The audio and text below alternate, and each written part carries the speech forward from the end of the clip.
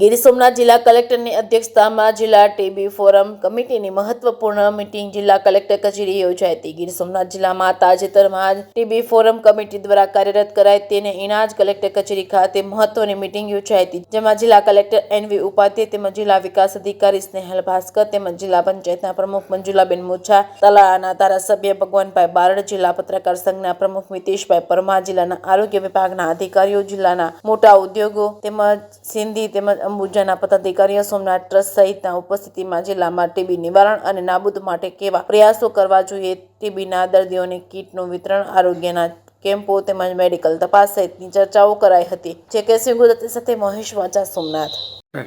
નમસ્કાર, જય સોમનાથ। હું district TB officer doctor Sheetal Ram.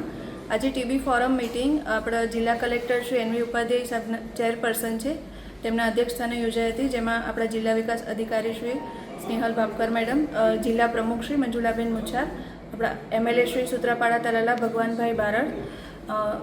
કમિટીના સભ્યો, મુખ્ય જિલ્લા આરોગ્ય અધિકારી, મુખ્ય RCHO અધિકારી, સિવિલ સર્જન સાહેબ, સિવિલમાંથી પલ્મોનોલોજીસ્ટ ડૉક્ટર, એ સિવાય આપણા જે 4 CSR કરતી કંપનીઝ છે એમના HR હેડ,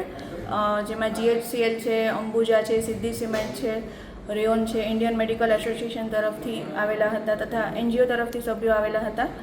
આ મિટિંગમાં ચર્ચાઓ કરવામાં આવી, મુખ્યત્વે ટીબીને સમાજ સાથે કેવી રીતે સાંકળવું, સામાજિક જાગૃતતા કેવી રીતે લાવવી અને ટીબીથી જે ભેદભાવો થાય છે કેવી રીતે અટકાવવા, જેમાં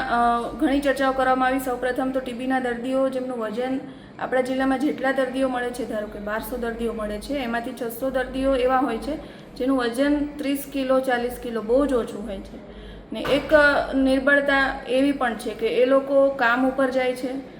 રોજના 300 રૂપિયા મજૂરીએ, પરંતુ એ કામ મૂકી નથી શકતા, એમને આરામની જરૂર હોય છે, સતત કામ રહે। અને ટીબીનો દર્દી, ટીબી ક્ષયનો મતલબ શું કે ક્ષય થતો જવો, એના શરીરના સ્નાયુનો ક્ષય થતો જતો હોય, જે નોર્મલ માણસો છે મારા જેવા અને તમારા જેવા, એને જે પૌષ્ટિક ભોજનની જરૂરિયાત હોય છે એના કરતાં એને 3 ગણી વધારે જરૂરિયાત હોય છે પ્રોટીનયુક્ત આહારની। એટલે આપણા તમામ જે CSR કરતી કંપનીઝ હતા, હોસ્પિટલવાળા જે આવ્યા હતા, બધાને કલેક્ટર સાહેબે આહવાન કર્યું કે તમામને ન્યુટ્રિશન કિટ મળી રહે। દર મહિને 9 કિલો જેટલું અનાજ છે, પ્રોટીન છે, એમાં ગોળ, ખજૂર, ઘી, સિંગ તેલ, તમામ વસ્તુઓ આવરી લેવામાં આવી હતી અને તમામે કમિટમેન્ટ પણ આપ્યું હતું કે આપણા જિલ્લામાં 100% નિક્ષય મિત્રો બનશે। આ સિવાય આપણા જિલ્લામાં અત્યારે ટીબી મુક્ત ભારત અભિયાન ચાલી રહ્યું છે, જેના અંતર્ગત જેટલી પણ આપણી વલ્નરેબલ પોપ્યુલેશન છે, જેને કોઈ લક્ષણો હોય કે ના હોય, તમામને એક્સરે કરાવવા ફરજિયાત છે। નજીકની ગવર્મેન્ટ હેલ્થ ફેસિલિટીમાં તમામના એક્સરે અત્યારે ચાલી રહ્યા છે। તો કલેક્ટર સાહેબનું આહવાન એ પણ છે કે તમામ જે વલ્નરેબલ ગ્રુપમાં આવે છે એ બધા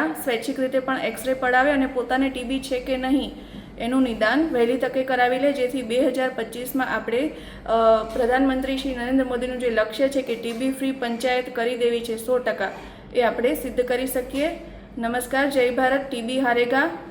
ગીર સોમનાથ જીતેગા, ભારત જીતેગા।